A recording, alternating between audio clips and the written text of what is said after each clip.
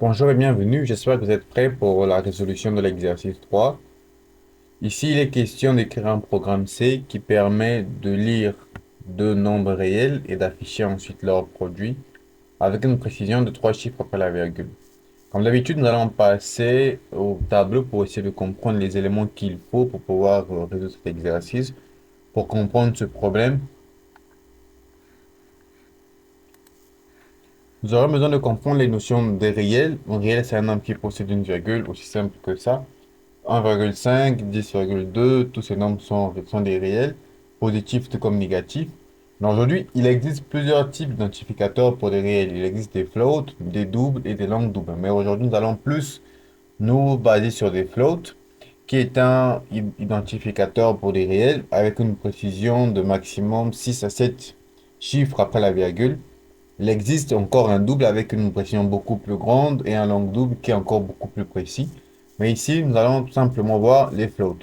Avec les floats, pour utiliser la fonction scan, donc pour entrer une valeur dans la machine, dans le programme, en utilisant scan, on a simplement besoin d'utiliser le pourcentage et suivi de la lettre F. Et avec le print, c'est pareil, du pourcentage toujours avec la lettre F. Maintenant, essayons d'abord, avant de voir ici comment afficher une précision, essayons de faire un petit algorithme pour comprendre. Il nous faudra alors trois variables. Pourquoi trois? On peut en faire avec deux variables aussi, mais logiquement, trois variables suffiront. Commencer par définir le type float et définir les trois variables, le x, le y et le z. Ce seront donc nos trois variables. X recevra la première valeur, vu qu'il nous faut deux variables pour recevoir une valeur et l'autre, ensuite leur multiplication pour trouver leur produit. Donc ici, passons à la fonction scan pour pouvoir entrer les valeurs. Passons au scanf.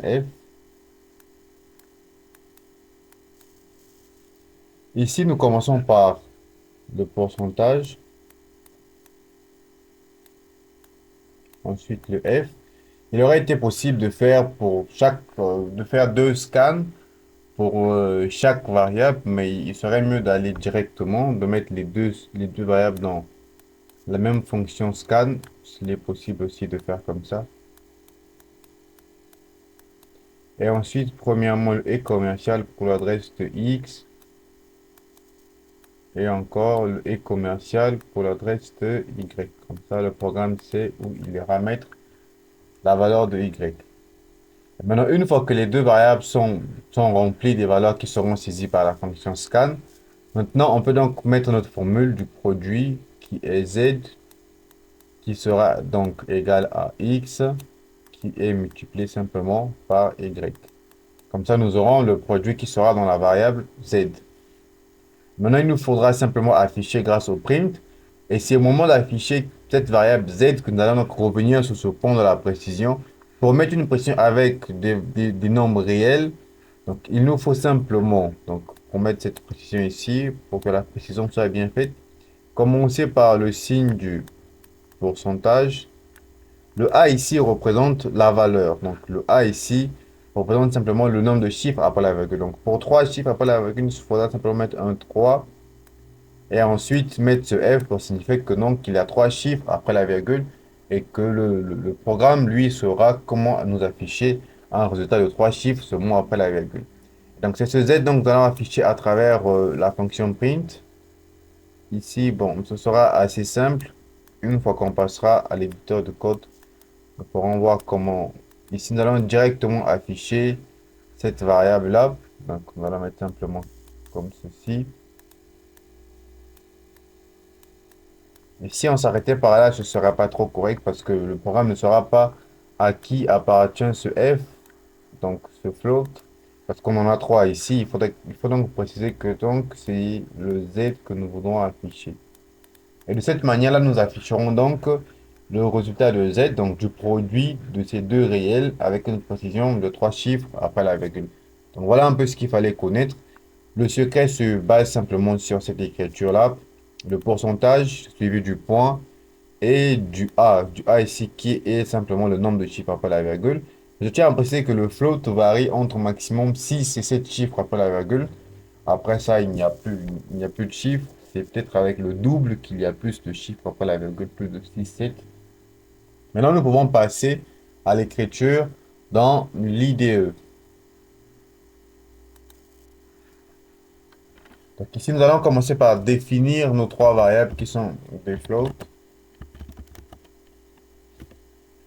On a la variable x, y et ensuite z. On va commencer par une petite phrase pour que ce soit un peu plus beau au niveau de la console.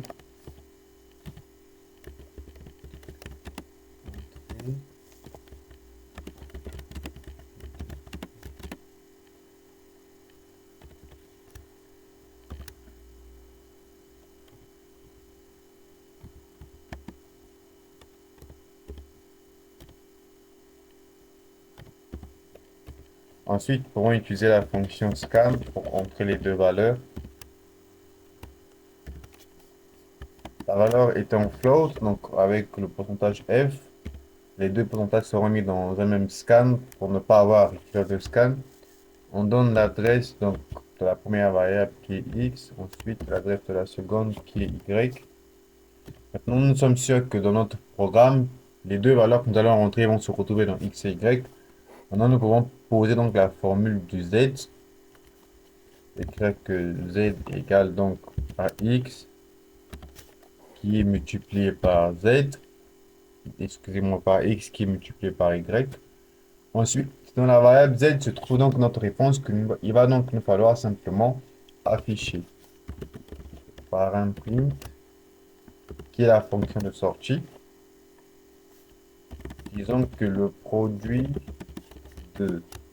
Allons mettre l'identificateur du x ici pour qu'on affiche les trois variables et qu'on voie le résultat sur la même ligne. Le produit de par, là on dit donc. Et ensuite, c'est à ce moment qu'apparaîtra notre point, les trois chiffres après la virgule. Et on peut donc s'arrêter par là. Maintenant, nous allons mettre par ordre les variables que nous voulons afficher. Nous devons donc suivre l'ordre ici. À qui appartient le premier f, à quoi ça correspond. Le premier f ici correspond à notre x, le second f à notre y, et le troisième c'est le z, la valeur que nous voulons trouver la précision avec trois chiffres. C'est là que nous allons lancer le programme. Ok, le moment d'entrer les deux réels, je tiens à préciser que si je mettais 12,5, écrire avec cette virgule-là ne sera pas convenable pour le programme parce que la machine, elle, ne sait pas vraiment qu'est-ce que cette virgule-là. Donc, il est mieux de mettre le point parce que ça, elle reconnaît. Et c'est que, donc, avec la machine, il faut simplement mettre le point pour signifier que c'est une virgule. Et là, nous mettons simplement 10,3 et ici, on doit voir le résultat. Donc, c'est comme je dis, automatiquement, le float va rajouter des zéros. Dans la vidéo précédente, j'en avais en parlé, que le float, elle va rajouter des zéros parce que ici, il est simplement question qu'il contienne, je pense, 6 chiffres après la virgule. Il va automatiquement rajouter ces zéros. Mais dans notre résultat, nous voyons bien que nous avons que 3 chiffres après la virgule. Donc, ce qui veut dire que le programme est bien effectué. Vous pourriez essayer avec différentes valeurs pour essayer de voir qu'est-ce que ça peut donner chez vous. Essayez de changer le 3 à la place du 3 mettre quelque chose. Mais maintenant que vous avez compris l'exercice, vous pourrez essayer de comprendre par vous-même et de résoudre le plus souvent ce genre d'exercice par vous-même. Et donc, écrivez dans les commentaires ce que vous avez pensé de cet exercice. Et surtout, abonnez-vous à la chaîne pour ne rater aucune des vidéos qui viendront. Parce que nous avons pour objectif, c'est de résoudre chaque exercice de ce site. Ce site est rempli d'exercices, il n'y a pas que celui-là. Et nous sommes encore sur les notions de base. Et après, il viendra encore des exercices beaucoup plus avancés que ceci, que nous essaierons de comprendre bien effectivement ensemble. Alors, mettez un pouce pour pouvoir me montrer que vous appréciez le contenu. Et n'hésitez pas à commenter pour que je puisse savoir quelles sont vos impressions. Et surtout à vous abonner et activer la cloche de notification pour ne rien rater.